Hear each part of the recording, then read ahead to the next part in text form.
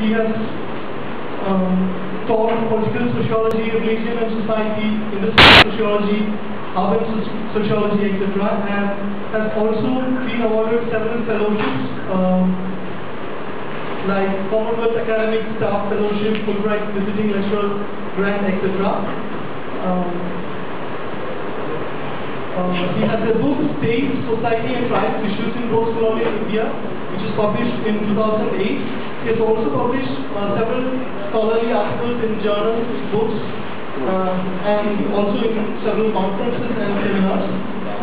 I invite Professor Thakur to come on to the panel.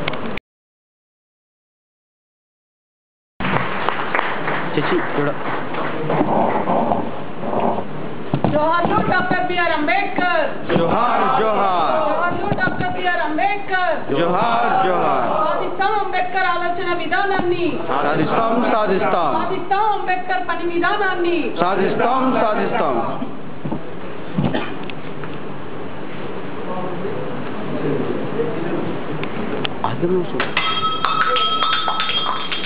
I can just keep it here.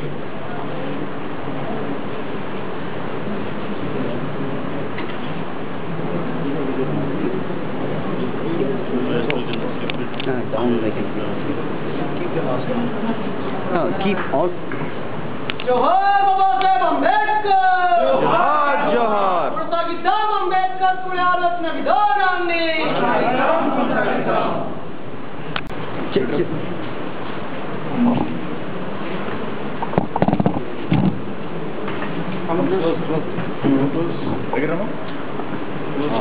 చేసి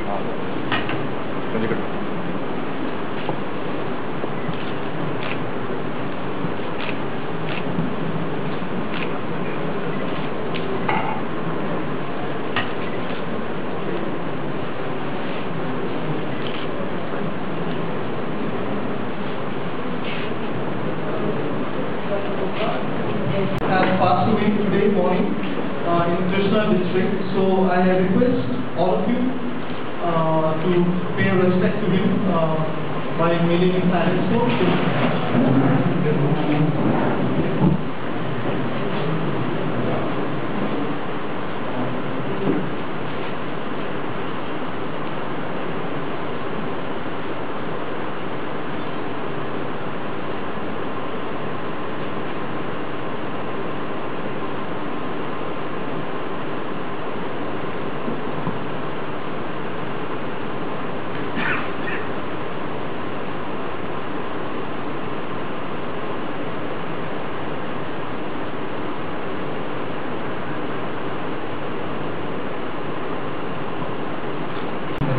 Sharing welcome note on this seminar.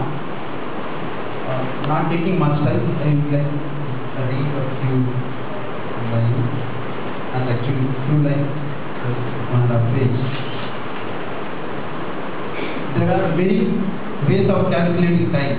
Some calculate it by the obvious in one's watch, by the grid on the calendar. For some others, for whom the saying time is money is not just a saying but a fact of life, and we can only presume this here. They calculate it by the rings of the cash register.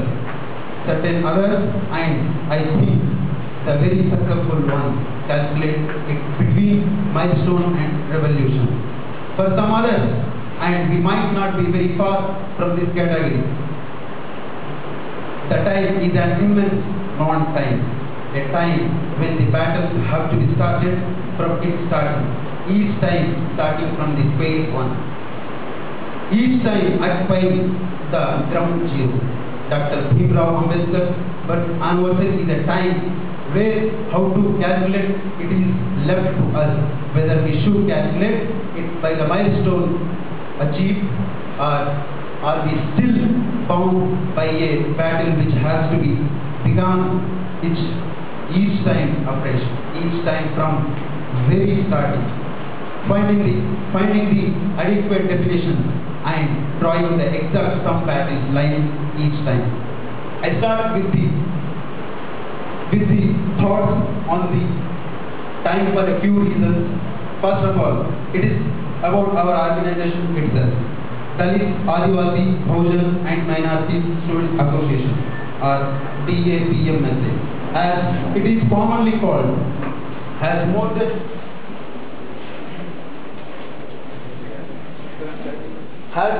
a decade of history on this campus. So far, it is the oldest organization on the campus. But this has never eased our burden.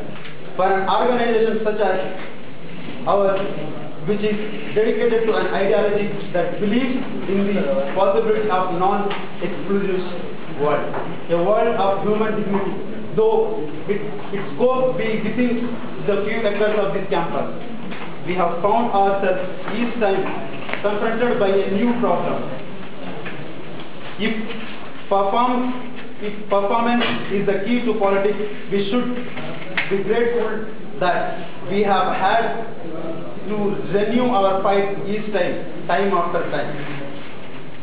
There is one more reason why I should be starting by speaking about time. And there we come to today's topic, Ambedkar's vision for modern India.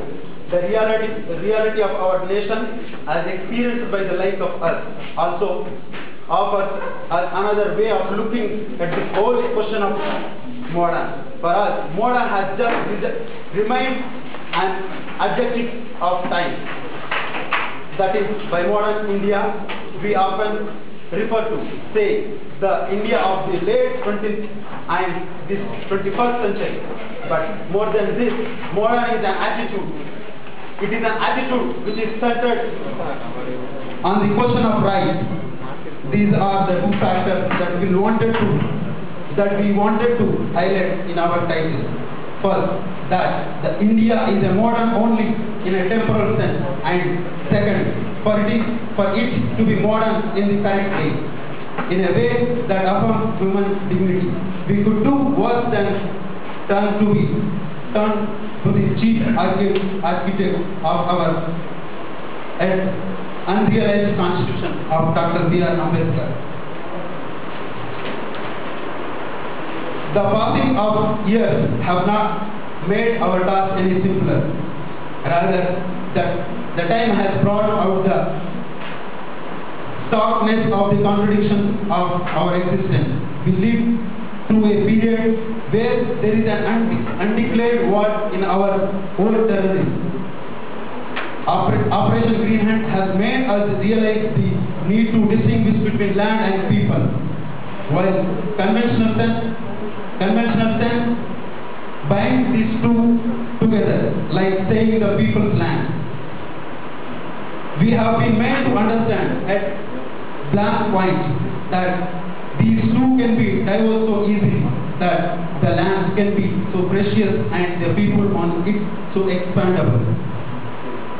Worse, it has also proved that in many quarters, the love for the people can easily be hijacked by the secret lures of jingoism and empty rhetoric of progress for whom we ask. Closer home, the situation is getting murky. Hyderabad has been witnessing communal clashes for the past few years, and year after year, it only gets worse. The question we need to ask is about the nature of nation and nationalism is, who are these? We, who constitute the people of this country, who is the national culture? Sorry, what is the national culture? When we do realize that it is the we, the Dalit, Adivasis, Bahujan and minorities, who together constitute the majority of this country, we also realize the question of majority and minority is not about numbers. The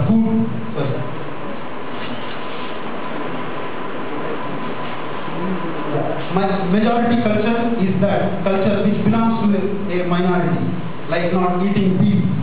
The food acceptable to majority, beef, is made to act like a minority. There is a cunning of nationalism. When we eat beef, we are told that we are hurting the national sentiment. We ask, so who is this nation? In fact, we are the people, we are the nation.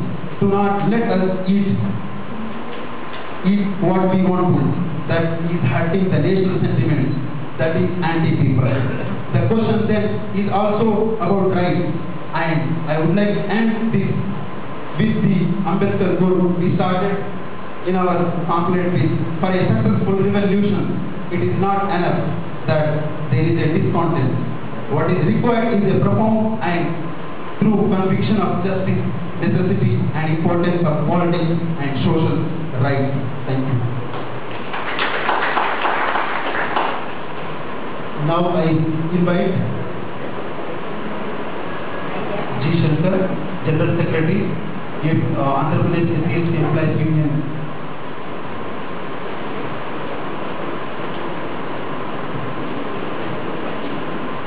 Respected President of today's meeting and the honorable guests on the dais, my dear brother who are gathered here, and it is a galaxy of intellectuals here in this congregation today, and we want to deal on the subject of Ambedkar's vision for modern India. Everyone will have the vision. Even an ordinary man will have a vision. But to become a visionary, it is very difficult. Having the vision is different, and becoming a visionary is very different. So how Ambedkar is a visionary for the modern India? So before we understand the modern India, we have to examine what is the ancient India. Unless we go into the ancient India, we cannot understand the purpose of Ambedkar in right perspective. What is modern India? Because different people will have a different meaning for the modern India. Somebody will claim that Vishwesvaraya, an engineer, he built a modern India. What he built is, he built the dams, one or two dams in India. He might be a very good engineer in his own field. But how can he be the builder of the modern India?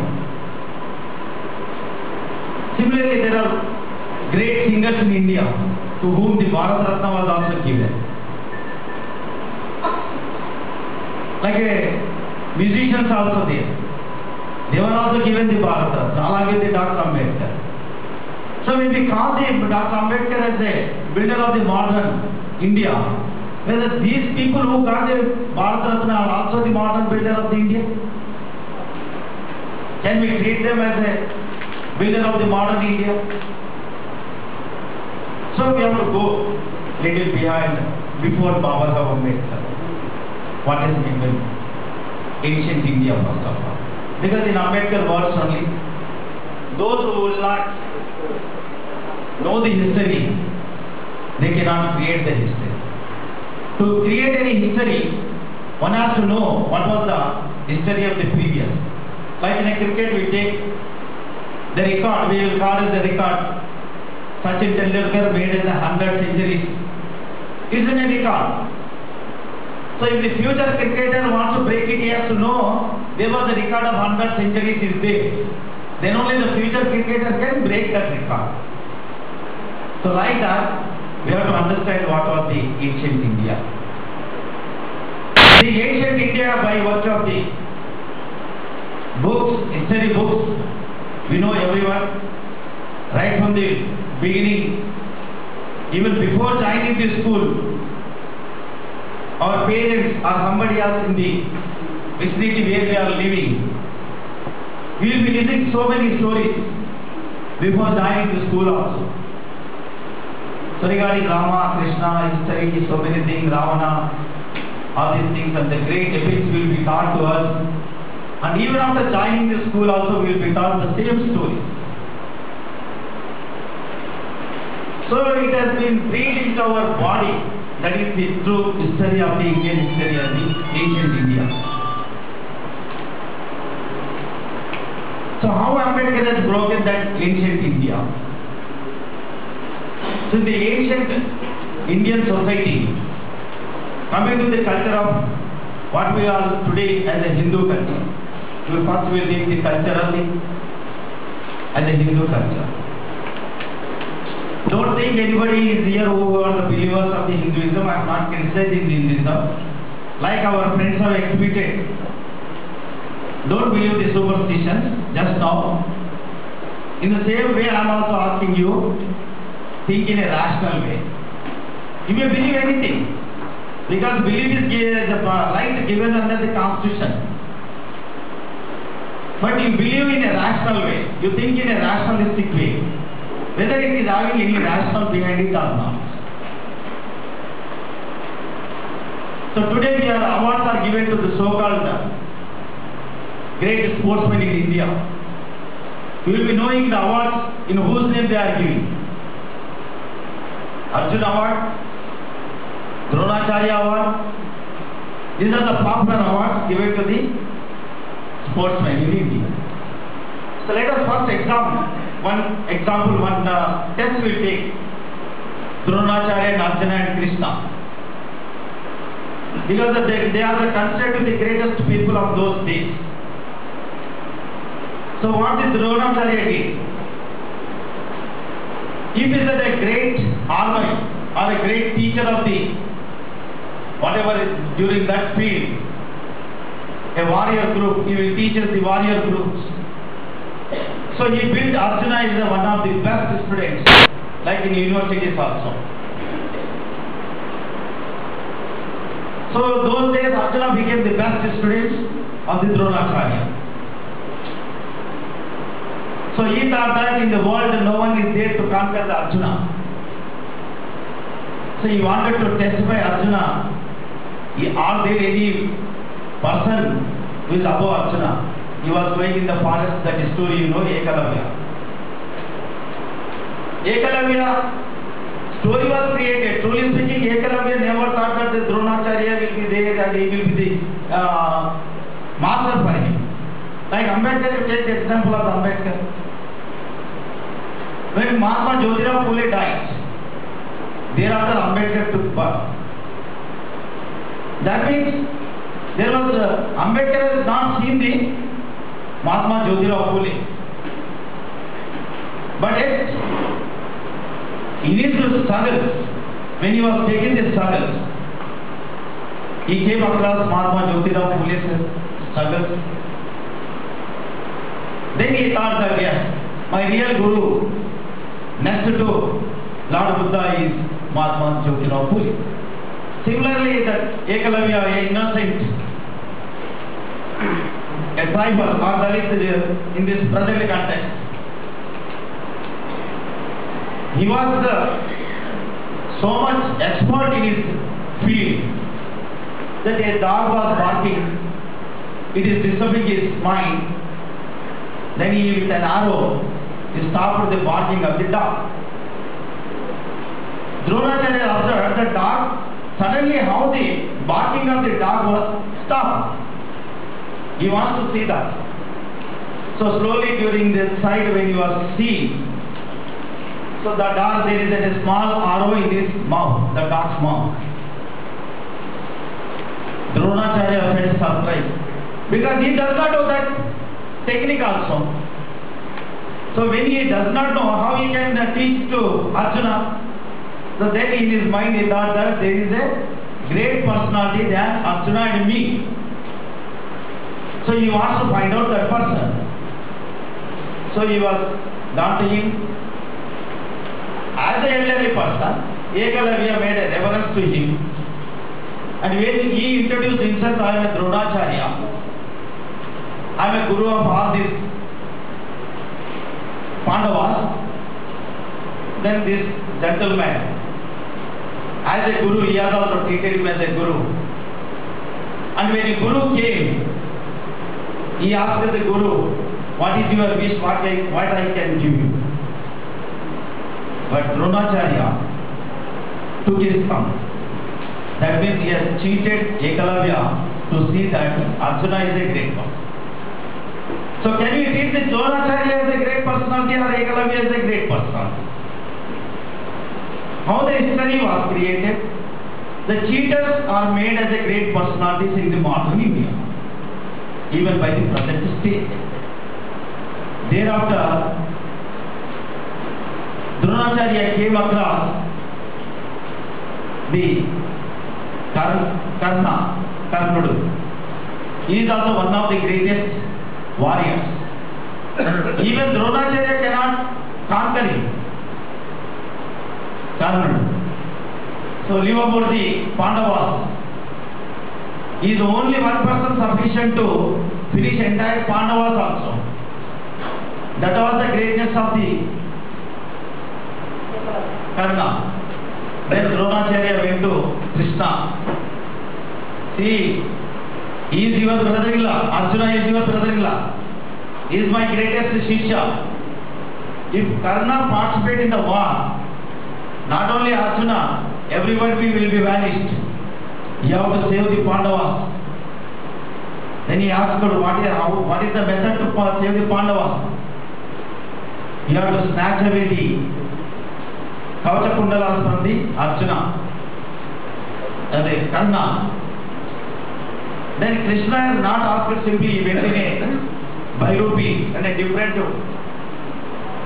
posture. He changed his face, structure, everything. And as a Bhiksha, here also as a Bhiksha, he asked the Karna from the Kundalas, he has taken away. That is how Krishna and Dronacharya conspired against the Karna here. They helped the Pandavas. That is the story. And today the government will give the award in the name of those Dronacharya and Arjuna awards. But not Ekalavya, not Karna, and not Ambedkar. No award is there in the name of the Ambedkar. There will be award in the name of the Nehru, there will be award in the name of the Indira Gandhi, there will be award in the name of the Rajiv Gandhi, perhaps even tomorrow, Rahul Gandhi, there will be an award in the name of the Rahul Gandhi. So this, unless we understand the ancient Indian conspiracy, how the modern Indian was built by Ambedkar, it is very difficult. That's why I am telling. So Dronacharya has to be beheaded by the present modern intellectuals. How to behead the Dronacharya? We cannot behead the Dronacharya now because he is no more. But with our intellectual knowledge, we have to behead the Dronacharya. That means we have to rebuild the Indian history in a proper form. That's how Dr. Ambedkar has rebuilt the Indian history after taking into the lead. First he beheaded the Dronacharya or the Manu, whatever it is. They are all the group of the same clan. Manu is not different and Dronacharya is not different. Both are the same clan of the structure of the social structure. The first condition was in the name of the Manu, to the Shudras and untouchables and the women of this country, they should not learn the Sanskrit. They should not listen the Sanskrit. They should not utter the Sanskrit. Otherwise there is a punishment. Even women is deprived, I am telling. Even a Brahmin woman also is not empowered, not free to learn the Sanskrit. So Ambedkar has broken the first barrier of the Manu by learning and reading the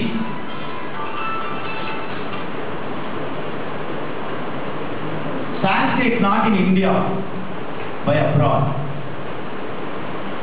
When he was, and he burned the Manu,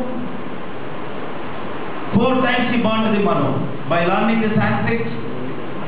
Finally, practically, the Manu Dharma Shastra was burnt, and after Constitution of India also, the Manu was burnt under Article 7. That is how culturally reforms are not taken place. A modern India cannot come. That is the reason even today there is no cultural change in India. That's why India is lagging behind the world countries. As our friend in the earlier he has mentioned in the magic, small countries are growing like anything, making the mobiles, whereas our own product is no mobile, we are only importing the mobiles. Even the small product, there are great scientists in India, but we cannot produce the smallest things also. We are importing from other countries. Why? Because our mind is culturally blind. As long as our mind is culturally blind, we cannot grow, we cannot build the modern India. So Ambedkar's mind was culturally progressive than any other country. That is the reason he could develop the modern India. So time is short. My friend has already cautioned our president. I will, because it is very difficult to touch the subject. So how he has built the modern India, in 5 minutes I will take with the permission of the president. I will conclude. Thereafter, we think that Nehru is the modern builder of the India, builder of the modern. People also claim the Vivekananda. People will claim so many names. How they build the modern India, nobody will say. Only they will quote the example for Nehru, multi-purpose projects he has started, industries he has started, like that. Modern India means, when it was started, modern India means, when the constitution was adopted, from there onwards only modern India was taken into a shape. So in that modern India means the constitution of the India. Every article of the constitution India is so valuable for developing the India into a modern state, modern country. The great vision of the Ambedkar is not this today's India. He made a blueprint, economic blueprint. He was having a thorough knowledge even after 100 years. No country will match with India. That was his vision. So after constitution, he thought that my job is over. He asked the Nehru, give me either the deputy chairman of the planning commission or the member in the planning commission. I don't want the law ministry. Why? Because once he is in the planning commission, he wants to change entire India. So, but Nehru though assured him that he will be made as a member of the planning commission, there was the forces behind Nehru not to give the post of the planning commission to Ambedkar. Because by virtue of the drafting committee chairman, he has introduced so many changes. Even today women are enjoying the fruit, not because of the Rama or Krishna or anybody, because of the Babasaheb Ambedkar within India, I am telling you. The Indian movement, whether any caste, any religion, they are indebted to Babasaheb Ambedkar, not to anybody else. So planning commission was denied to him. That is the reason India is not unable to progress on its own. Always we are taking the World Bank loan, or otherwise Babasaheb mission was introduced, which was given in the constitution under one is the fundamental rights, second is the directive principles. His vision, entire vision is the directive principles. The cause would have been taken away from this country within no time. At this fundamental, the directive principles are imbibed in the fundamental rights. Simply I will quote one example: land to be nationalized.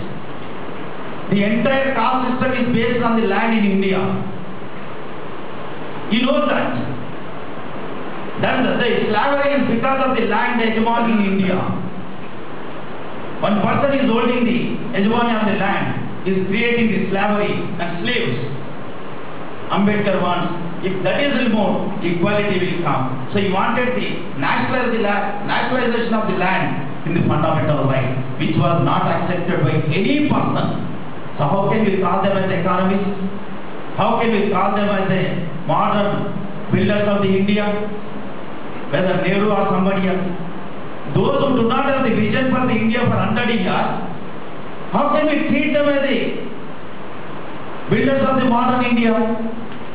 At least Babasaheb Ambedkar thought that, at least by keeping these which were objected by the Constituent Assembly, he kept in the directive principles. So through directive principles, his vision is that tomorrow the intellectuals like our congregation here will enter into the parliament or enter into the assemblies and take the roots of the constitution into their mind, and they will remove the social barriers first. Unless we bring the cultural and social change, the construction of railways, the construction of the buildings, the dams or anything will not solve the problem of the India. Nor the India will be a modern India just because of that. The modern India will be, when the modern India will be called, when the social equality is there in India, then only it will be called as a modern India according to Baba Saheb Ambedkar. I hope the intellectuals who are sitting here work in that direction, because you are different streams. Still, you are the pioneers who can change the cultural change, who can bring the cultural change by changing ourselves in the past instant to change our mind and culturally. Then only we can change the society. If I worship Rama and I ask another man not to worship the Rama, it is not the cultural change. So, friends, to treat Ambedkar as a modern builder of the India, you have to go into the roots of his vision. That vision is very great. Then only we can build the modern India. That is the greatest contribution of the Ambedkar. Through Constitution, he made the India a modern India. But yet, it is not achieved. That is in our hands to make it a modern India or the ancient India. Thank you and Jai Hind to all.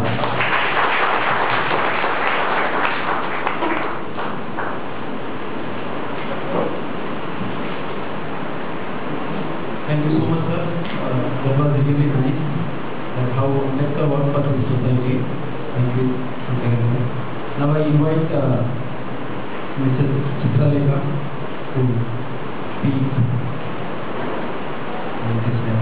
And the translation would be from Dr. Hari Prasad, Department of Media and Communication. She will be speaking in Malayalam.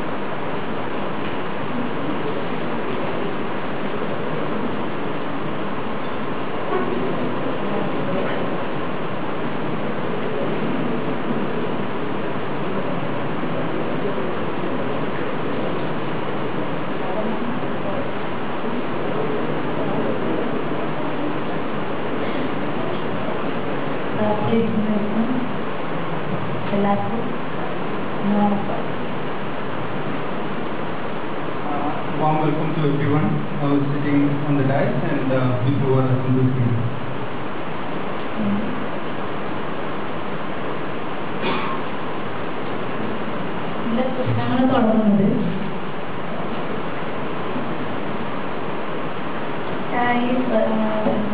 എൻ്റെ വിവാഹ ജീവിതത്തോടുകൂടിയാണ് ഒരു ലേ സമുദായത്തിൽ നിന്നിട്ട് വളർന്ന് ആ രീതിയിൽ ജീവിക്കേണ്ട ഒരു സ്ത്രീയാണെന്നുള്ള ബോധത്തോടുകൂടി തന്നെയാണ്.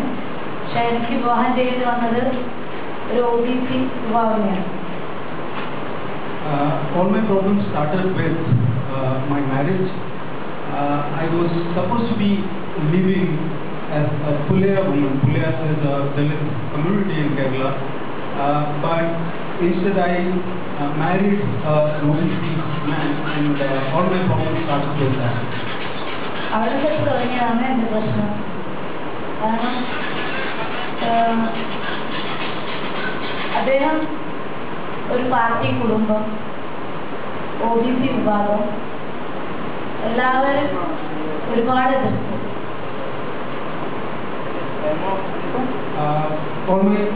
As I said, all my problems started with my marriage. He belonged to an OBC community, and his was the party, and the party by which she means the CPM in North Kerala. So all her family, all his family was a party family, and all my problems started out there.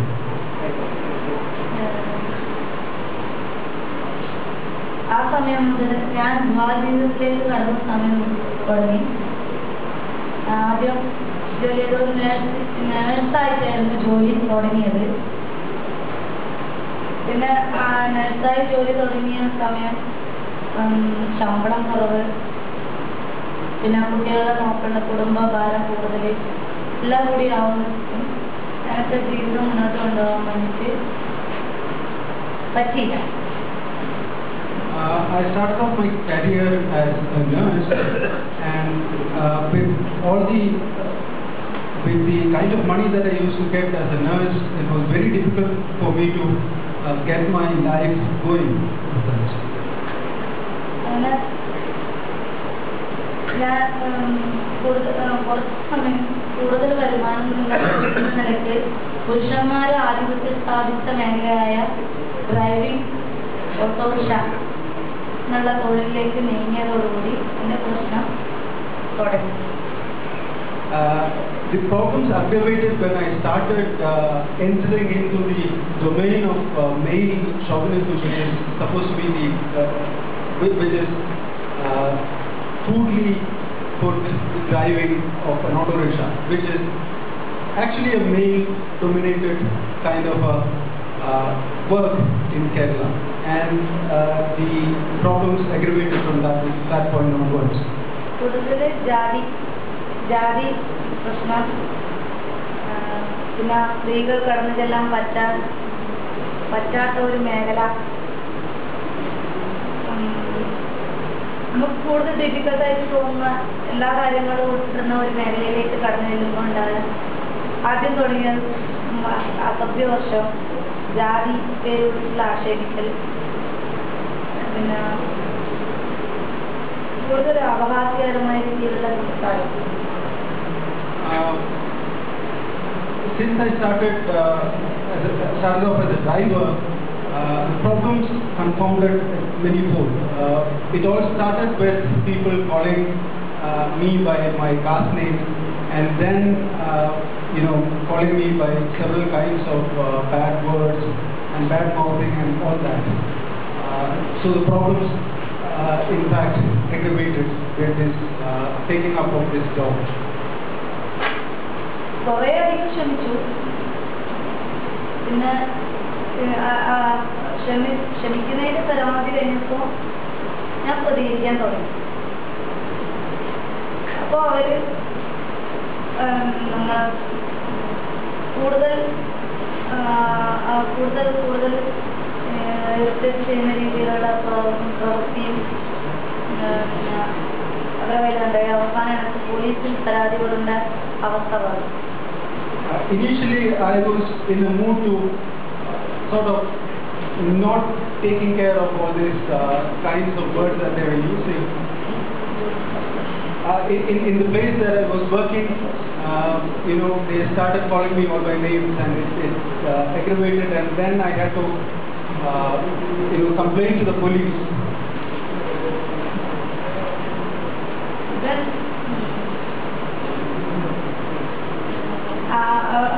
അപ്പൊ തുടങ്ങി പിന്നെ കൂടുതൽ പ്രശ്നങ്ങളുണ്ടാക്കി. നമ്മുടെ വണ്ടി ഓടിക്കുന്നത് ഇല്ലാണ്ടാക്കാനുള്ള രീതിയിൽ വണ്ടീനെ പൂർണ്ണമായി നശിപ്പിക്കാനുള്ള ഒരു വ്യഗ്രത അവരാണ്. They were trying to destroy me in very many sense. They were also trying to destroy my auto rickshaw. They were trying all kinds of things to make me go away from this job. അത് തന്നെ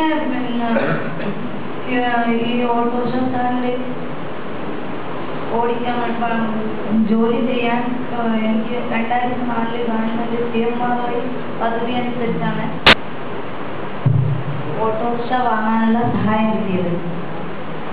I got a loan through the PMRY scheme to buy an auto rickshaw. This was how I bought this auto rickshaw.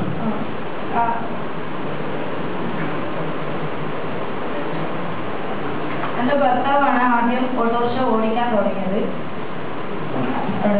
അപ്പം എടാട്ട് സ്റ്റാൻഡിലെ auto union CITU union members കൈയടക്കിയ ഒരു തൊഴിൽ മേഖലയായിരുന്നു. It was my husband who drove the auto rickshaw in the beginning, but in the place where she was, I was driving the auto rickshaw. It was the place was called EDAT. CITU, the left, organization was dominant in that place. നമുക്ക് അവിടെ അംഗീകാരം അവർ തന്നത് തന്നെ autorickshaw മേടിച്ച് 4 മാസത്തിന് ശേഷം. Yes, they gave us the membership to the organization only after 4 months of buying this auto rickshaw.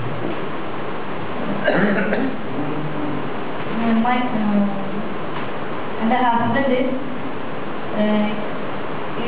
Vadakara താമസം. അപ്പോൾ ആ നാട്ടുകാരനല്ലാന്ന് പറഞ്ഞിട്ട് അദ്ദേഹത്തിന് നാടുള്ള സ്ഥലങ്ങൾ അറിയില്ല, ഓട്ടോ ഓടിക്കാൻ എനിക്ക് റൂട്ട് അറിയില്ല എന്ന് പറഞ്ഞിട്ട് ഒരു ഓട്ടോ ഓടിക്കുന്നതിന് മാറി സഞ്ചരിക്കുന്ന സിറ്റുവേഷൻ ഉണ്ടായി. By saying that my husband did not belong to that particular place and that he would not be able to go to these interior places, they decided not to give us permission to be part of the drivers union, and they were also trying to move us away from that place. അതിനുശേഷം ഞാൻ വണ്ടി ഓടിക്കാൻ തുടങ്ങി. It was after that I decided to drive the auto rickshaw on my own.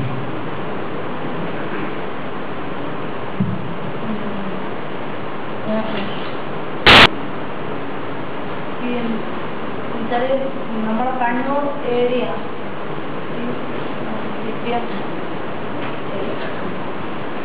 what she is trying to say is that Kannur, which is part of the northern Malabar, is a CPM area, the Communist Party's domain. ദളിതരായ ഓരോ ആൾക്കാരെ അവിടെ auto ഓടിക്കാൻ എടാട്ട് സ്റ്റാൻഡിൽ അനുവദിച്ചില്ല. അത് ആണുങ്ങളായാലും ശരി പെണ്ണുങ്ങളായാലും. CITU and CPM for their part never allowed any person from belonging to Dalit communities to either a man or a woman to drive an auto rickshaw in this particular place. അതുകൊണ്ട് നമുക്ക് കൂടുതൽ പ്രതികരിക്കേണ്ടി വന്നിട്ടുണ്ട്.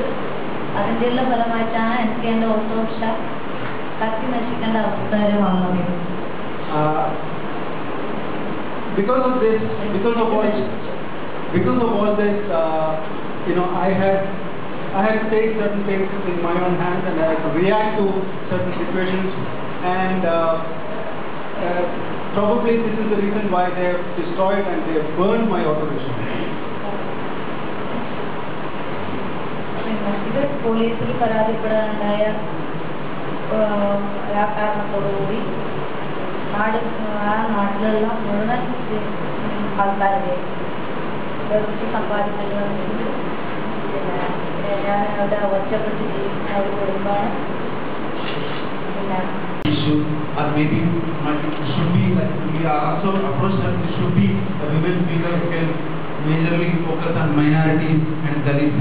So she said that like she knows someone who's from Kerala and she's been facing this problem in the same district like Kannur district, and basically the Dalit groups there, the Dalit organizations, they are not so strong there, and it was always dominated by the CITU and CPI party there. So basically, so this group, we thought like, since we represent the Dalit, Adivasi, Bhojan, minorities to minorities here, like at least we would at least bring her nature to come out and speak few words. Let it be first time, but she can express and other people can also at least pass this message to others. So that's why we have called. Thank you so much, Mr. Lekha, coming here. On her issues, it's called Autoport. It's a documentary in Malayalam with English subtitles. If anyone is interested to watch it, you can get it from us.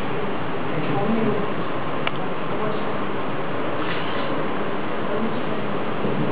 Actually, we want to give a memento to our translator.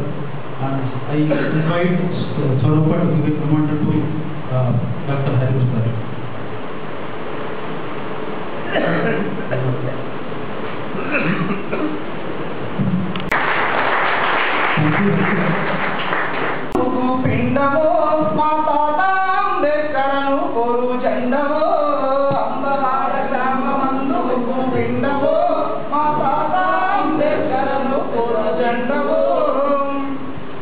చిన్నతనంలోనే నిన్ను బడిబయటనే ఉంచినారు మానవాది గోలంటూ హేళనగా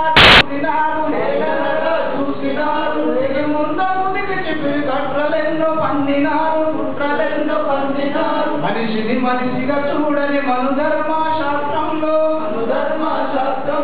ఇటికి పక్కన ఉండి సమాజాన్ని తల్లినావు రాజ్యాంగం రాసి మాటల రాతలు మార్చినావు దిక్కు ముగ్గులేని వాళ్ళ పెద్ద దిక్కువో మా తాత అంబేద్కర్ను పెద్ద దిక్కువో అంబవాడ గ్రామమందు పిండవో మా తాత అంబేద్కర్ను కోరు జెండవో అంబవాడ గ్రామమందు పిండవో మా తాత అంబేద్కర్ను కోరు జెండవో దండమో మాదినా మనులకు మహనీయులారా దండమో మాదినా మనులకు మహనీయులారా అందుకోటి పేదల దండాలు మహనీయులారా అందుకోటి పేదల దండాలు మహనీయులారా పువ్వులై మంచి మల్లె పువ్వులై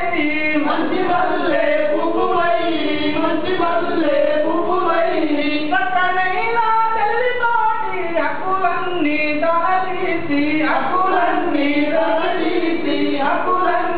తలదీసి భీమురావు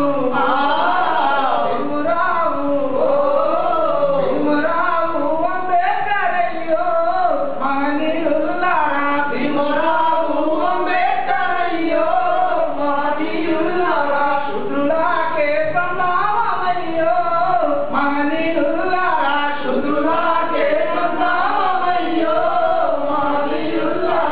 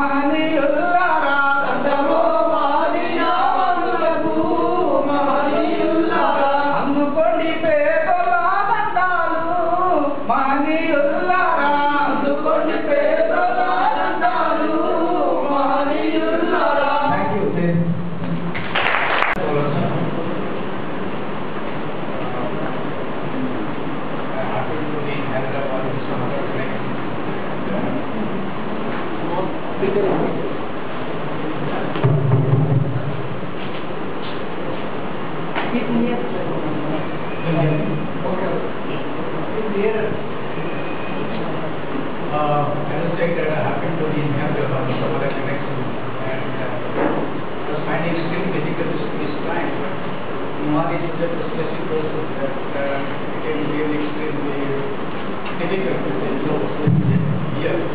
I'm not really prepared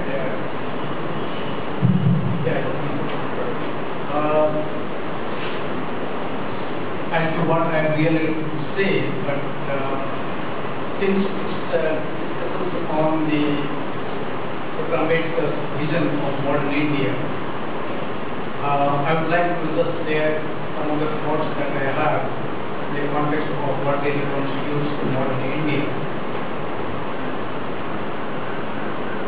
I think we all know that adoption of Indian Constitution was an important departure for the history of India, because we move away from what is maybe called the ideology of hierarchy and ideology of inequality to the ideology of equality. And I think that's a very, very important departure. And the architect of that constitution, we all know, is Ambedkar. And therefore much of what the modern India stands for today, surely it goes to him. When we are really talking about modernity, I think you all know that Mohan or someone who was introducing, in fact, basically talking about the kind of attitudes, the disposition that we have. What exactly is the kind of attitudes to really make something which we may say distinctively modern? And to my mind, I think what really is the characterizing feature of modernity is the place that we give to reason and the rationality. And therefore, rather than taking reference to the traditions, rather than taking reference to the received wisdom or what we call the established authority that has already been there, we are in a way questioning. So basically, a reason is a sort of a questioning, a critical questioning to the application, let's say, to different types of the world. So we live in a world which is supernatural, we live in a world which is physical world, we live in a world which is social world. And I think what is important is that for each one of these worlds, we have to adopt a critical approach, a critical questioning of the kind of approaches that have been there, that have been given in terms of tradition. And that's what really makes modernity very, very different. Because if you really look at until, let's say, the period of enlightenment, then what other periods were there? All was based on scriptures, it was based on traditions, it was based on authority. And only you find that the process of enlightenment, the reason, in fact, you find that there are different ways in which people began to think. And therefore, I feel that the modernity, the basic crux or basic feature of modernity provides primarily a critical questioning of the superstitions, the ideas which are not based in facts, ideas which are not based in experience, ideas which cannot really be verified, and so on and so forth. And that, I think, is critical. And it is these ideas, in fact, we know that in Europe, let's say in the 19th century, it began to give rise not only in the domain of knowledge, but the domain of values. We all know that as to how modernity has affected the domain of knowledge in terms of the development of science and technology, modern enterprise that really came up. And along with modern enterprise, we know the rational organizations of the world. These are all aspects of modernity. But I think what's most important, and I think which Baba Saheb Ambedkar in fact grows from it, is the attitude or what is called the shift in terms of the values. I think the value of freedom, value of equality, and value of fraternity, it becomes something very, very critical, let's say, after the 20th century. I think that's the value. So freedom, which was not there, even in Europe, people did not have a right to choose occupations. So you find that the right to freedom, right to equality, and to be a part of the fraternity is something very, very critical. And it is this which eventually translates, let's say, into certain kinds of rights in Europe. You have civil rights, you have political rights, you have social rights. And these are the ways in which Ambedkar, during his training, during his university days, in fact, was himself grounded. So he knew about the way in which the Europe and America was moving the directions of the modernity in terms of civil rights, political rights, and social rights. And it is this which you find is in fact exemplified in our Indian constitution, the article of which is Ambedkar. Now I think the Ambedkar even moves beyond that. I think what you find the modernity of the West was modernity of what is basically the form of equality of opportunity. So all of us equal before the law. Ambedkar knew that equality before law is not sufficient. I think that is a very important point, and on which it bases the Indian constitution. So one has to really move beyond equality before law, and therefore you have to create the equality of conditions. And equality of conditions becomes possible in terms of equality of outcome. And therefore you find that we move away, in fact, in the Indian constitution moves away from what we call the equality of opportunity to equality of outcome. And that, I think, tries to create a kind of equality of conditions in terms of which, therefore, the most marginal sections of society, like the Adivasis or Dalits or the others, in fact, will really try to take advantage of it. Now, so that, I think, is there to my mind is the most important point of departure as far as the Indian constitution is concerned. It builds up on the modernity which was in the West, and in fact enriches that modernity in terms of trying to bring a new dimension to equality, which was in fact to some extent always being taken care of, let's say in the West in terms of social rights. But he enlarges that aspects of social rights in terms of various kinds of affirmative action program and so on and so forth. Now, so the affirmative action program, however it may be criticized, I think it is an important departure. And if there were no affirmative action program today, I don't think that the Dalits and the Adivasis and many others who are on the margins of society would have been where they are today. Because if you just say that all things being equal, the preferences will be given to the candidates for the civil caste or civil tribe, it doesn't really operate. And that, I think, is important. So you can't really take America and say that, there's affirmative action programs and then for all things being equal, the preferences will be given. That kind of an attitude doesn't exist in India. And if there is no quota system or no reservation system in India, probably you find that all things being equal, oppositively given to SGST, it would not have taken place. And that thing, I think, is important. And Ambedkar understood that point. And I think that's the reason as why you find that a reservation system really comes in. Now, reservations, we all know that we find the education institutions, we have, let's say, in the economy, we have in the political system, but we haven't really examined that. In the political system, you find that how far has really this aspects of reservations really been. Correct? See, given the fact, I think you need to problematize, let's say, the kind of system that we have in modern India today in terms of our political participation, Dalits, the Adivasis and other marginalized groups. What is the nature of the political participation? What's the share, let's say, in terms of access to employment and so on and so forth? I think what is really important is that the political participation is a question of number. And that number, Dalits being 15% or 16%, Adivasis being 7.8 or 9 or 8 or 6%, or others being 9%, what do they really make a difference in terms of the participation of the political process? Is there a possibility of making a difference to the life of the national reconstruction process, or let's say of the social institutions, where you find that your share in the institutions or your participation in institutions doesn't really matter, because you find that what is really most important is the number. And is there, or I think from the way in this one is the question, is that is the kind of democracy that we have in terms of the number is something which you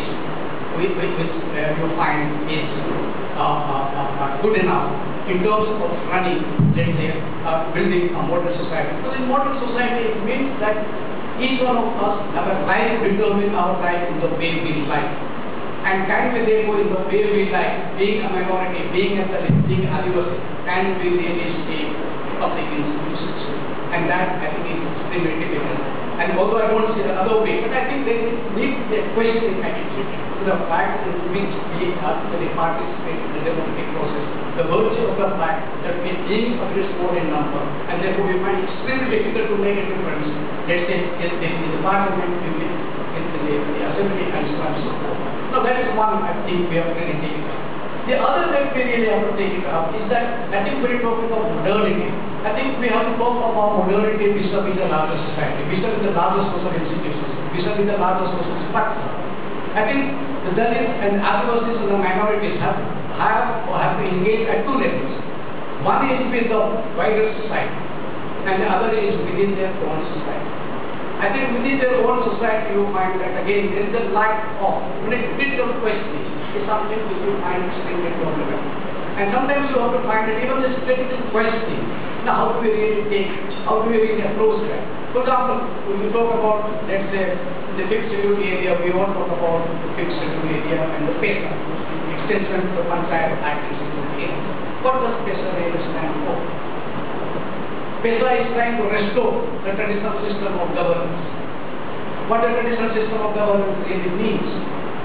The traditional system of governance primarily means that when the certain lineage will have an hand in functioning of the, let's say, the Panchayat, or you find that the men will rule, or men will have a power, or women will not have power.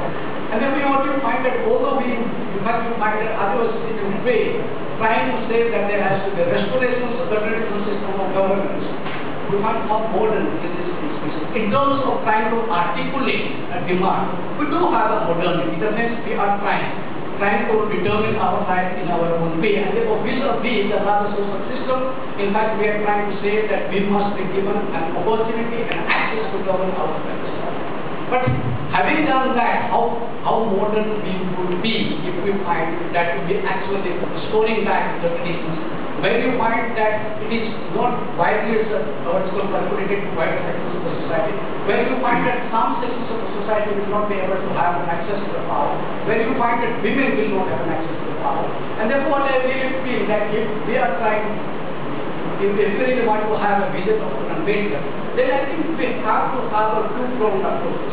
One is in terms of trying to be modern in respect of the larger social structure, the larger social institutions, in terms of the wider populations, and how do we really negotiate ourselves in terms of our articulations, in terms of our aspirations, in terms of our interests, in terms of our needs, and so on and so forth.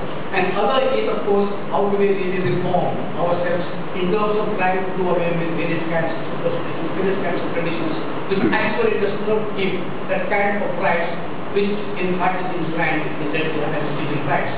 So I think these are the two areas which I find is extremely important, and I think as Dalit and Adivasi intellectuals, we have to handle these two-pronged dimensions which are extremely difficult to the mind in trying to have a place in modern India. Thank you. I speak to Telugu. Understood everybody.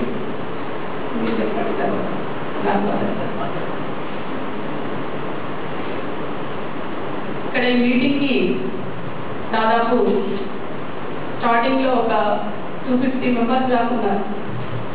తర్వాత ఇప్పుడు మొత్తం కలిపితే hall అంతా 116 మంది ఉన్నారు. అందులో 20 మంది ఆడవాళ్ళు ఉన్నారు, 96 మంది మొగలు ఉన్నారు.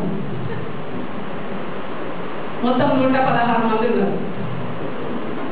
అంటే నాతో పాటు కలిపి రైతులు కొంతమంది ఉన్నారు. అయితే విషయం ఏంటంటే ఇక్కడ ఉన్న వాళ్ళు ఎలా ఉన్నారో ఈ సమాజం కూడా, భారతదేశ సమాజం కూడా అలానే ఉందని నేను చెప్పదలుచుకున్నాను ఈ వేదిక నుంచి. డాక్టర్ బిఆర్ అంబేద్కర్ గారు మహనీయులు, దేవుడు లాంటి వారు. ఆ దేవుడే లేకపోతే నేను ఈరోజు ఇంత పెద్ద యూనివర్సిటీలో వచ్చి ఇంత తెల్ల బట్టలు వేసుకొని మీ ముందు మాట్లాడేదాన్ని కాదు. ఆ మహనీయుడు చదువునిచ్చాడు, నాకు బ్రతకడానికి హక్కులు కల్పించాడు ముందు మనిషిగా. ఆ తర్వాత చదువు, ఆడపిల్లలకు చదువు హక్కు కల్పించాడు. ఆ చదువుతో పాటు జ్ఞానం కల్పించాడు. ఆ జ్ఞానంతో పాటు బోధించు, సమీకరించు, పోరాడనే 3 సూక్తులు చెప్పాడు. బోధించడం, సమస్య పట్ల బోధించడం, సమీకరించడం, జనాన్ని సమీకరించడం, పోరాడే తత్వాన్ని మహనీయుల పూర్తి నుంచి నేర్చుకున్నాను. నాకు దేవుళ్ళు అంటే ముగ్గురే. నా పేరు మేరీ కుమారి. మేరీ అని మా అమ్మ మా నాన్న పెట్టింది, కానీ నాకు దేవుళ్ళు మహాత్మా జ్యోతిబా ఫులే, అంబేద్కర్, కాంశీరామ్, ఇప్పుడు మాయావతి, బతుకున్న నాయకురాలు, స్ఫూర్తిదాయకురాలు మాయావతి గారు. మరొక తల్లి సావిత్రిబాయి ఫులే, చదువుల తల్లి సావిత్రిబాయి ఫులే. ఆ తల్లే లేకపోతే దళిత స్త్రీగా, ఒక మాదిగ అమ్మాయిగా నేను అక్షరాలు నేర్చుకోకూడదు. ఆ సావిత్రిబాయి చదువు నాకు ఇచ్చింది కాబట్టి దళిత స్త్రీలకు చదువు చెప్పడానికి ఒక బీసీ స్త్రీ చేసిన త్యాగం అమోఘం. అప్పుడున్న అగ్రవర్ణాలు, మనువాదులు, కుహానా ప్రజలంతా ఆమెను అవమానపరుస్తుంటే మరి దళిత స్త్రీలకు చదువు చెప్పడానికి ఎన్నో అవమానాలు పడ్డా ఆ మహాతల్లి నిజమైన నాకు చదువుల తల్లి, నాకు సరస్వతి కాదు. చదువుల తల్లి ఎక్కడ పుట్టిందో తెలియదు. సావిత్రిబాయి పుట్టింది మాత్రం మహారాష్ట్రలో పుట్టింది. మహాత్మా ఫులే భార్య అయింది. స్త్రీలకు అంత చదువు నేర్పింది. అంటే ఇక్కడ చిత్రలేఖ ఇక్కడ మాట్లాడిన నా అక్క తన బాధ చెప్పింది. తను ఒక దళిత స్త్రీగా ఆ రాష్ట్రంలో కుల నిర్మూలనకు వ్యతిరేకంగా కులాంతర వివాహం తెలియజేసుకొని ఆమె పడ్డ లేదా ఆమె అక్కడున్న రాజకీయాలతో ఎదుర్కొన్న కుట్రలు ఆమె ఇక్కడ చెప్పారు. అంటే ఒక స్త్రీ డ్రైవింగ్ చేయకూడదా? ఒక స్త్రీ అంతర్జాతీయ విమానాన్ని నడుపుతుంది. నక్షత్రం వరకే వెళ్ళింది సునీత విలియం అనే గారు. అంటే స్త్రీలు ఎక్కడ లేదు, స్త్రీలు అంతటున్నారు. ఆ తండ్రి మహనీయుడు మగవాళ్ళ కోసమే పోరాటం చేయలేదు. ఆ మహనీయుడు స్త్రీల కోసమే ఎక్కువ పోరాటం చేసిండు. షెడ్యూల్ రైట్స్ కోసం ఎంత గొప్పగా పోరాడిందో స్త్రీల హక్కుల కోసం అంతకంటే ఎక్కువ పోరాడిండు. అది ఉదాహరణ హిందూ కోడ్ బిల్లును మీరంతా మళ్ళొకసారి నెమరు వేసుకోండి. ఆ హిందూ కోడ్ బిల్లు పార్లమెంట్లో నెహ్రూ ఆయనంలో అమలు కాకపోతే రాజీనామా చేసిన గొప్ప మహనీయుడు, స్త్రీల హక్కుల కోసం అంతగా పరితపించిన మహనీయుడు డాక్టర్ బిఆర్ అంబేద్కర్. స్త్రీలంతా పొద్దులు లేస్తే శంకరన్న చెప్పినట్టు అంబేద్కర్ మొక్కాలే తప్ప రాముణ్ణి, భీముణ్ణి, లక్ష్మణ్ణి, ఆడవాళ్ళని వేధించిన రాముడు వద్దు, సీతను అడుగు పాలు తోలించిన దేవుడు మనకు నిజమైన దేవుడు కాదు. నిజమైన దేవుడు అంబేద్కర్. అదే రకంగా పూలే ఒక స్త్రీకి చదువు నేర్పి, ఆ స్త్రీకి జ్ఞానం తెప్పించి, తన భార్యకు చదువు నేర్పి, తన భార్య ద్వారా ఇతర స్త్రీలకు చదువు నేర్పించిన నిజమైన దేవుడు ఎవరంటే ఆడవాళ్లకు మహాత్మా జ్యోతిబా ఫులే. మరొక దేవుడు మాన్య శ్రీ కాంశీరామ్ గారు. ఉత్తరప్రదేశ్ రాష్ట్రంలో మాయావతి అని ఒక ఐఏఎస్ కు ప్రిపేర్ అవుతున్న ఒక స్త్రీని తీసుకొని అక్కడ మనవాద ప్రాంతానికి మహారాణిని చేసిండు. 100 మంది ఐఏఎస్లు ఆమె చేత ఆమె ముందు చేతులు కట్టుకొని నిలబడి అమ్మ నమస్తే దండం అని పెట్టేటట్టు తయారు చేసిండు. హిందూ కోడ్ బిల్లు అంటరాని స్త్రీని ఆ రాష్ట్రానికి ముఖ్యమంత్రి చేసి ఆమెను అక్కడున్న ప్రజల్ని పాలకుల్ని చేసిండు. పాలికుల నుంచి పాలక వర్గాన్ని తీసుకొచ్చాడు. అందుకనే ఈ ముగ్గురే స్త్రీలకు దేవుళ్ళు. మన తల్లి, చదువుల తల్లి మరి సావిత్రిబాయి ఫులే అని మర్చిపోకూడదు.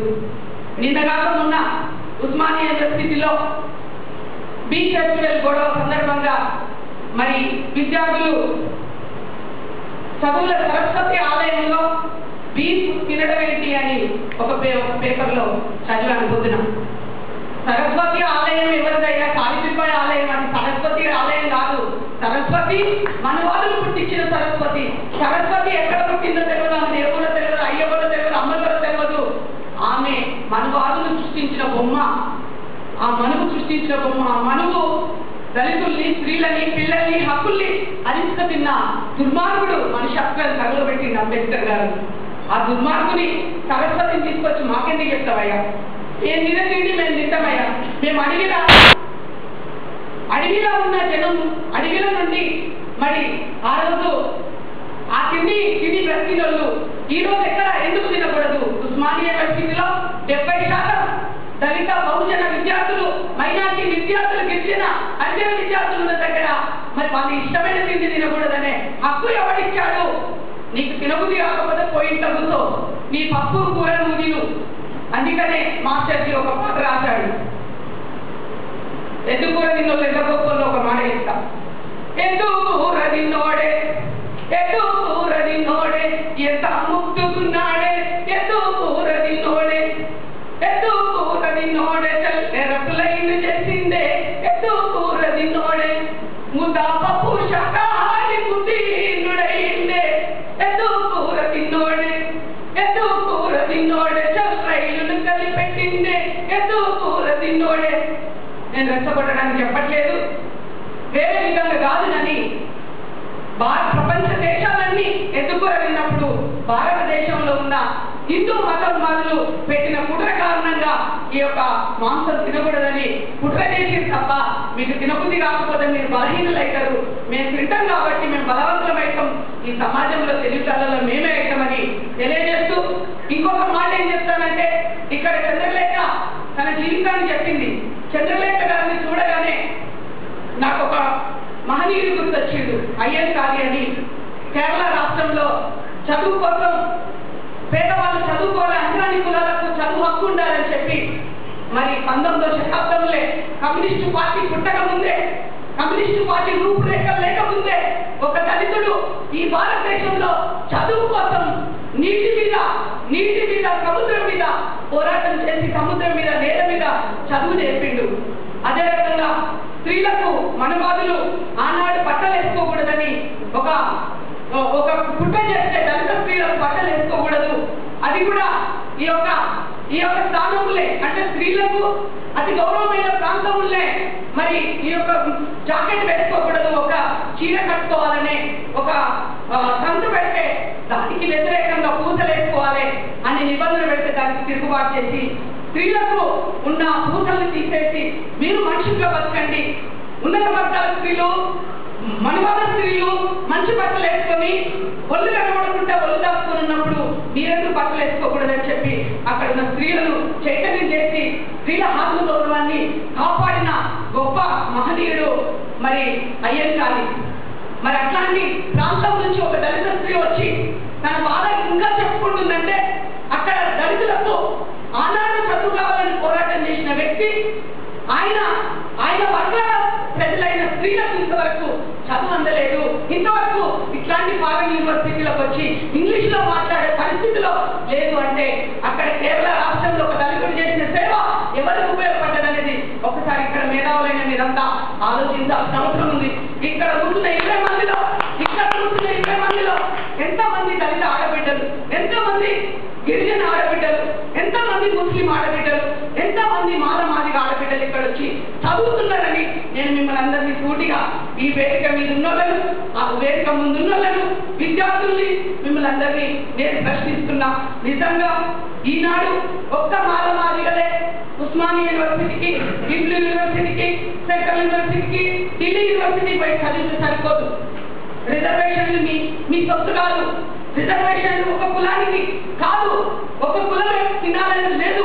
ఒక్కసారి రిజర్వేషన్ ఒక కుటుంబంలో ఎవరైతే వాడుకున్నారో ఆ కుటుంబానికి ఇంకోసారి రిజర్వేషన్ వర్తించకుండా ఆ కుటుంబం తిరిగి పేద సొసైటీ నీ కులానికి, నీ కింది వర్గాలు, నీ దక్కలు, నీ చిందలు, నీ మాలలు, నీ మాదిగలు, నీ స్త్రీలు, నీ అమ్మలు, నీ అక్కలు అనగాళ్ళ ప్రజలు ఆ యొక్క నెట్టేసే జోగి స్త్రీలు మరి ఇంకా నేటి చేసుకొని బతికే ఆడవాళ్లకు ఇంకా ఈ సమాజంలో నిచ్చెన పెట్ట కింద బానిస, దళితులే బానిసలు, అంటరాళ్ళే బానిసలు, మానవాదిகளే బానిసలు, బానిస స్త్రీ, దళిత స్త్రీ, బానిస దక్కల స్త్రీ, బానిసకు బానిస చిందు స్త్రీ, బానిసకు బానిస మాస్టర్ స్త్రీ, బానిసకు బానిస జోగిని స్త్రీ.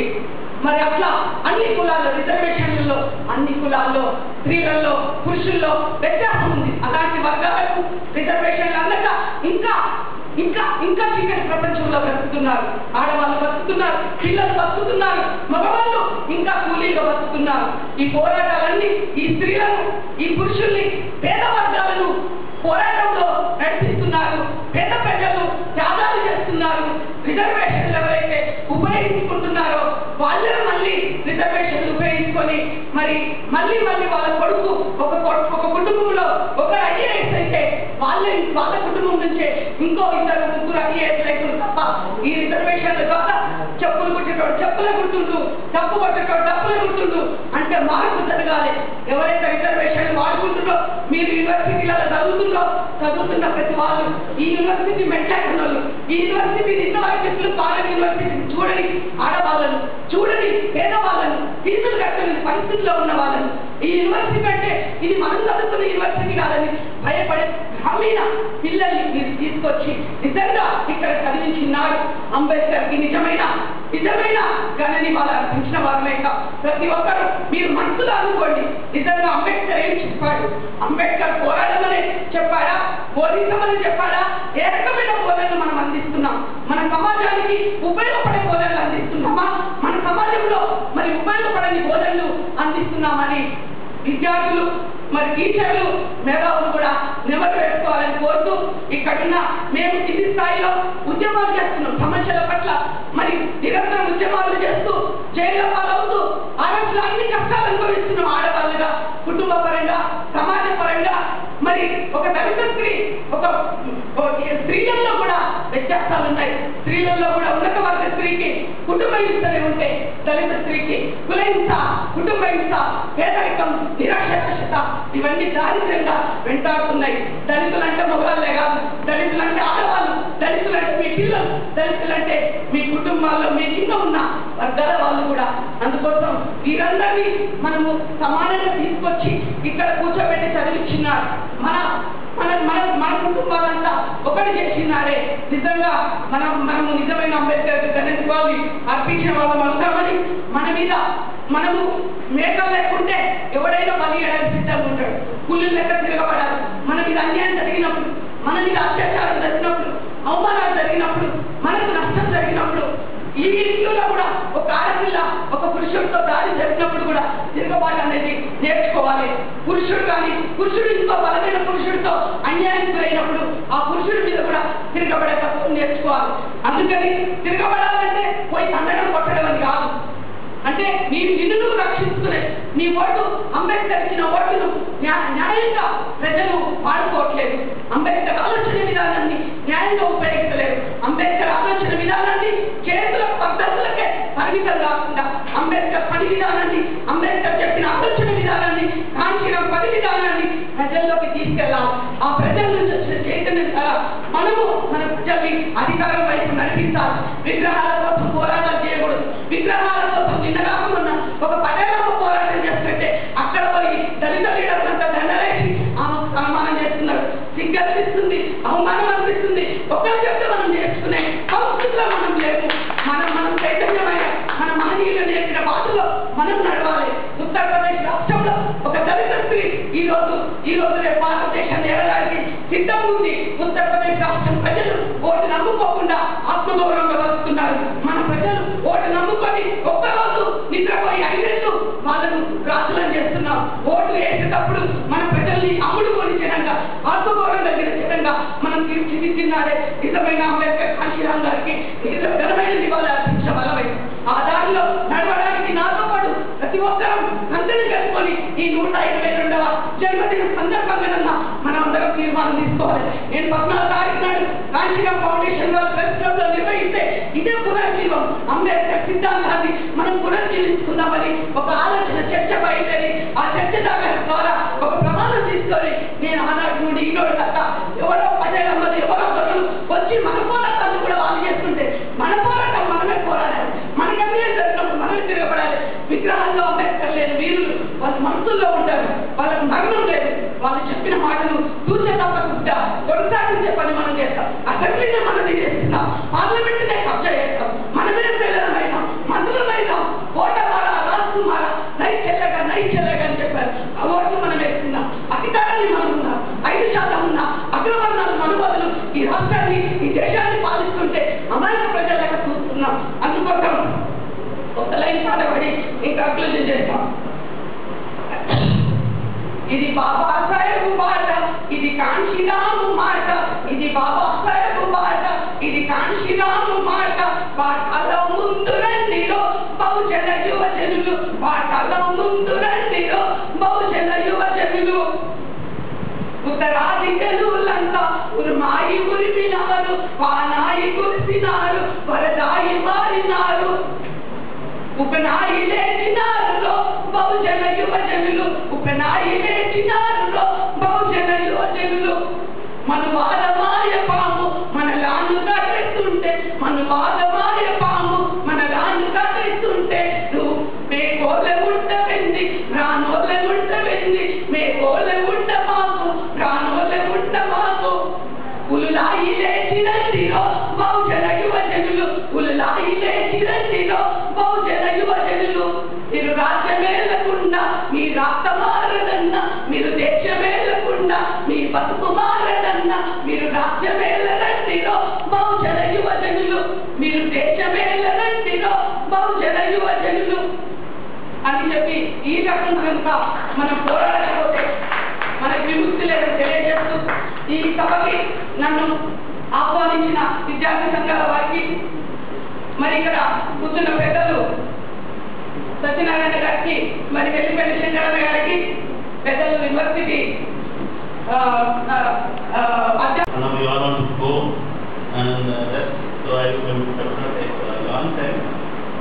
But one of the things that happened today is the death of K.C. Sathyamurthy. Very, very important figure in Andhra Pradesh. One of my complaints about the academic studies in Andhra Pradesh is that very little is known about Andhra Pradesh outside. There are many struggles and long historical traditions, and in fact, very, very long democratic traditions in this state. Because of this problem of language, like Suraleka was speaking, it's very difficult to communicate because of the language, and so that is one of the real problems in the case of Andhra Pradesh. Really suffered primarily because most of the youth in Andhra Pradesh, they went into IT and engineering, other kinds of sectors, and they were not got into academia, they were not got into the camera, they were not got into the other kinds of areas where I think it has visibility to the intellectual culture of this place. Because Sathyamurthy represents more than one generation, because he was somebody born in the 40s, was part of the old Communist Party, undivided Communist Party. He was part of the Communist Party that led the Telangana armed struggles, and then he was part of the Maoist movement, the ML movement, the People's War, was one of the founders of People's War in the 80s. Then in the 90s, again, like a very young man, he was part of the Ambedkarite movement, he was part of the Dalit movement, he was part of producing a Krishnamaya, he was part of producing a Gautam, and many other younger writers. If you look at his collection of poetry, recently I had occasion to look at, because to rectify this whole problem of non-representation to Andhra Pradesh, we were editing a small collection of Dalit writing. There are trying to look at this collection of poetry, which is from the 60s to the 70s to the present, which was edited by, in fact, interestingly, by one of our students, Sitaram. Sitaram edited this collection some time back. I didn't know. Recently, I was asking for something, so I came across this book. This book really shows you his own kind of early kind of writing for the last 30-40 years, and also after the 90s, how he reinvents himself as a very important Dalit poet. But in fact, if you look at, I'm saying that it's that we don't know a lot about these people outside, because Devasagar, and he wrote in the name of Devasagar. He is known as Devasagar, he is known as Sathyamurthy, he is known as Ektam. So because he was a leader of the party, he was a founding member of the People's War along with Pandita Sitaramaiah, but he was also a poet. So one of the Telugu critics was writing in that book saying that K.C. Sathyamurthy or Devasagar is next to Sriti only. Sriti, I don't know whether you know this about Sriti or Sriti Rajani. Sriti is one of the modern Telugu poets, and he is like the poet of Andhra Pradesh. If you consider comparing the other kinds of figures and other poets, this is a very, very highly recognized, well-known modern poet, modern in terms of not only writing about revolution, writing in a kind of idiom which is new, writing in 3 words for the first time, so breaking many kind of traditions. So he is applauded, and also from modern to being a revolutionary kind of a writer. So he is in some sense kind of upheld as a very important poet of Andhra Pradesh. So in fact, this critic was saying that next to Sri Sivasagar is one of the Telugu poets, because he has really kind of shaken the whole generation of young people. So what he did was, Sri was only writing in the period, was only writing modern poetry, was only following Eliot, following maybe Arden, following all those kinds of new kinds of poets. But what Sivasagar did was, because he was also a man who went to the tribals, who went and lived in the forest, who had a long underground life, about over 40-50 years. He had experience of working in the earlier Communist Party and so on. So he has mastered the art of writing songs. If you think of today, in any meeting in Andhra Pradesh, you have this very popular ballad songs, Gadar. Many of the Gadar songs you don't know are songs by Sivasagar. But I'll ask you, there is somebody who can sing Sivasagar songs. Many of the songs of Gadar, many of the songs of Janmati Mandali, many of the songs of all the younger movement are Sivasagar songs.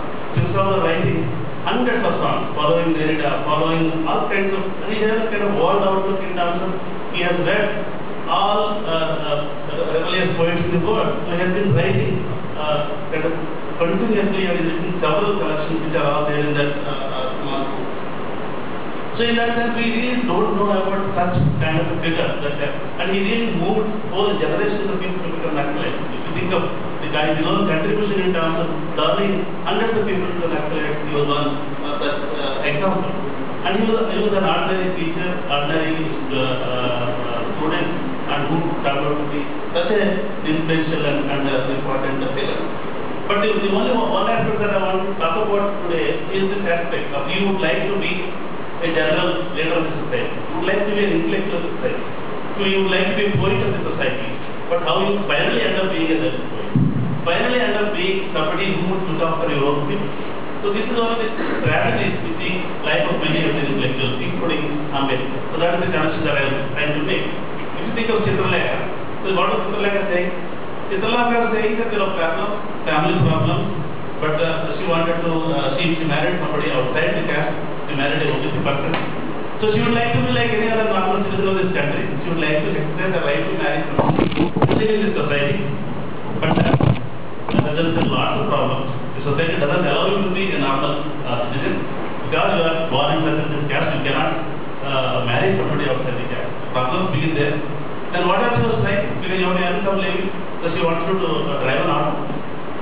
And because this auto driving is male domain, and auto driving is also left domain, and CHV is a kind of left domain. So CHV, auto driving, all these are male domains, and those domains do not allow this to function. So she would like to be like any other normal citizen and earn a living by doing whatever she could. So she could drive the auto like any other person, but they don't allow her to do that. So what was she saying? Finally, she ended up doing her own caste profession, weaving. So this is the story of the Dalit intellectuals in this country, Dalit people in this country, that you would like to be normal, you would like to lead the society, you would like to be a visitor like Ambedkar, but finally he reduced that, so he is somebody who fought for untouchable, somebody who introduced reservation, somebody who is weaving. So this woman is a Dalit woman, a Pulaya woman who is weaving, who doesn't know anything else. So similarly, someone like Banwari Devi, what was she doing? He was basically saying that the early marriages are wrong, child marriages are wrong, some of these practices in the villages are wrong. She would like to be the leader of the village. She would like to be an example of modernization. But what is the total George are doing? So they raise her, they try to kill her, finally they do all kinds of things. And Supreme Court says something that is really shocking. So this is one of the important kind of tragedies of modern intellectual life. So if we come to Ambedkar, I was saying briefly, and Appa also rightly pointed out that point, that there are two kinds of interesting contributions for Ambedkar. One is the constitutional, legal reservations, these rights, and the institutional mechanism, arrangement for that people. We are going to get independent. This is going to be a new society. In independent India, we have to ensure certain kind of safeguards for these people. Otherwise, Gandhi, Congress, dominant sections, they will eat up these people. They will suppress these people. They will not allow them to come to the public. not only setting up a beach college in Osmania, but they will not allow them to enter Osmania. So given this, Ambedkar said we really have to have some kind of mechanism. So there was this pragmatic aspect of Ambedkar. By 1930s, he realized that we should be pragmatic, and that is where he made all these constitutional provisions in the Indian Constitution. In fact, he argued, he represented, he talked to many committees, he wrote many documents, including states and minorities, where he outlined his position. And one of the important points he was making is that Dalits in this country, untouchables in this country, are more than a minority. Minorities have certain kind of disadvantage, but they are more than a minority because they suffer more than a minority. They suffer also because of social stigma and untouchability, and so they are more than a minority. And they are not recognized as people with any human worth, value, and they have to be reduced to, like was reduced to doing leaving their own caste formation. They are not allowed to rise beyond a point because there is certain kind of understanding in which you have to be ghettoized. You have to be confined to your ghetto and you are not allowed to go out. And Satyamurthy, for example, he was trying to be revolutionary. In fact, I was talking to one of the younger activists who was inspired by Satyamurthy in the 90s. Because 90s, whole lot of Dalit people thought Satyamurthy came out, he had an excellent background, and he will throughout some organizations, he will try to fight the upper caste and all Dalit youth bank and all that. So he was saying that he always dreamt that he is a revolutionary and he is going to bring revolution. That Prince Randall is going to come over Andhra Pradesh and so on. But what happened finally? He was reduced to be a Dalit intellectual, reduced to be a Dalit party spokesman, and finally, today we remember him mostly maybe as a Dalit. So if no ML party today would actually claim him as one of the founders of this movement, they would not. So finally, he was reduced to be an ordinary Dalit intellectual. So he is not somebody who is thinking of new Andhra Pradesh or new India on the lines of China, on the lines of South India. So these are the dreams of these people. And similarly, the Ambedkar strategy is that he has to pragmatically argue that certain rights within this constitution. Okay. So on the other hand, he has another agenda. The other agenda which goes beyond modernity, as you say, goes beyond making India modern in terms of legal, constitutional, educational provision. So he is also thinking of much more transformative modern kind of project, which is a project which is not realized. This is a project there is no way that we see that today. So this is a project where if you want to track that through his writings, starting from annihilation of caste. In annihilation of caste, what was he saying? He was not saying Dalits are oppressed, you give them rights. He was saying it's a Hindu society, it's a Brahminical society, you have to reform this society. If you believe in democracy, if you want a modern India, it has to be different kind of India. If it has to be different kind of India, you really have to see why there is a serious problem in this country. So you have untouchability, you have caste, and untouchability, caste are based on Hinduism. So unless you rethink Hinduism, unless you reform Hinduism, and unless you destroy Hinduism, there is no possibility of democracy. The way that we are defining Hinduism today, the way that we are arguing about Hinduism today, so there is a serious problem. There is a serious problem that within this kind of framework, there is no guarantee of democracy. There is no guarantee of equality. There is no guarantee of fraternity. So given this, Ambedkar is saying that you really think of annihilation of caste. Why caste is a problem for him? Caste is a problem not because the Dalits are not getting rights. That is one issue. They are not denied of rights, they are denied of livelihood, denied of many other things, denied of right to work, denied of right to political activity. All those are there. But he is also saying that caste as an institution is an anti-democratic institution. So you are saying that you are going to build democratic India. If you want to build democratic India, in a democracy, communication is essential, interaction is essential, community is important, essential, fraternity is important. So if you are not able to talk to somebody, if you are not able to drink water with somebody, if you are not able to eat with somebody, if you are not able to marry who you want, if you are not able to marry obviously, if you are not able to drive an auto, if you are not able to do all these things, then there is democracy. So you think that caste is a serious problem because of this. Caste is a problem because Chandralekha cannot drive this auto. Caste is a problem because Satyamurthy cannot be an intellectual of the country. Caste is a problem. Ambedkar cannot be a theorist of democracy. He can only be a Dalit intellectual. So Ambedkar is saying that if you really believe in modern democratic India, so you really have to rethink. And who was saying this? He was talking to the Hindus.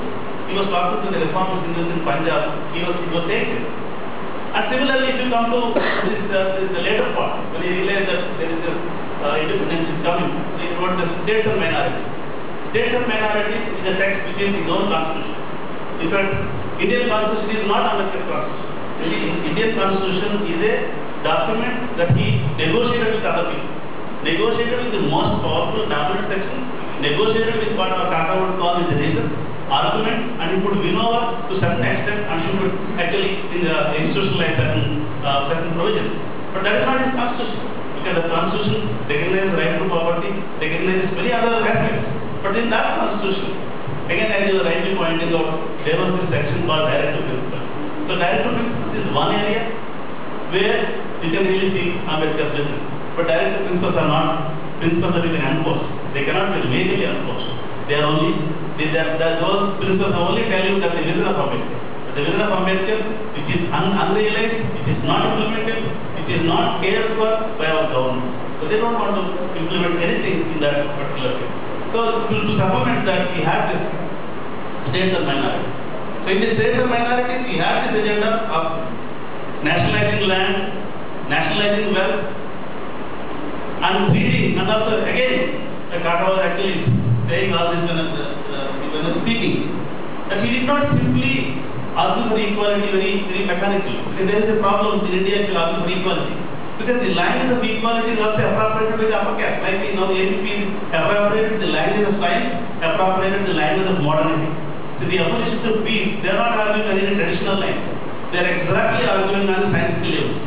That sincerity is scientific, that so all those arguments, remember equality and tolerance. So in the university you are not supposed to eat, it will hurt the sentiment. And so on and so forth. They are actually invoking this kind of argument, equality argument. So I am used for equality. For equality of the appropriate our language, they still saying that we are arguing for equality. So that is the Ambedkar knew this problem very well. That if you argue for only equality, it is going to be a serious problem. You really have to recognize that first of all people are unequal. In an unequal society, you cannot argue blanket equality. You really have to first recognize this, what is inequality. So you have to really sexualize those inequalities. So that is why Ambedkar was saying that the scheduled castes are more than a minority. First to recognize that they are not equal citizens. They are more than a minority. They are more than minorities, and then you have citizens. So how do you make them all equal? So you really have to have provisions for addressing all these people. It's a different section, and including women. You have to have a Hindu code bill, because certainly if you want to bring them and make them equal, so there is a certain route where you have to address certain serious kind of reforms. So Ambedkar was very clear that normatively arguing for equality will not help. You really have to argue both at the pragmatic level, and this is very important because many people call Ambedkar liberal and generally liberal legal kind of a person. So he was not actually liberal in that conservative sense. So he is somebody who was very pragmatic, who was also republican in that sense, who was also a certain kind of social revolutionary. So that happened because some scholars have pointed out that because though he was trying the liberal kind of tradition where all are equal before law, he was trying in that kind of a tradition, and he thought in India everybody will be treated equally and so on. But he had this personal experience of untouchability in this country, personal experience of discrimination in this country, personal experience of exclusion in this country. So that is one aspect. The personal experience made him not to reproduce the theory that he learned. He learned certain theories, but he realized that he cannot, as it is, implement those theories because personal experience tells him that these doesn't work here. If you go and tell in the university, I am equal, you are equal, so they don't respect. They will tell people like that you do this. So he knows that even CIT will tell this, that you cannot drive this. So precisely because it's a different kind of society, he experienced that is one kind of a situation. So because of his experience, and then because of his also experience with Congress, with government, with the national movement, so Ambedkar really came up with a different kind of understanding where normatively he was working at one level, pragmatically he was working at another level. So if you want to think of Ambedkar's agenda, you have to look at intellectual caste, you have to look at states and minorities, you have to look at directive principles, and finally you have to look at his Buddha and his Dhamma. Because obviously he thought there is a serious problem. Okay, one is the academic, political rights, then in terms of constitutional rights, Then also at the social level, there is certain kind of religious culture. India is essentially a religious and a cultural kind of society. So its own oppression is mediated to culture and religion. You really have to have a solution to that. So what was the intellectual, philosophical answer to this?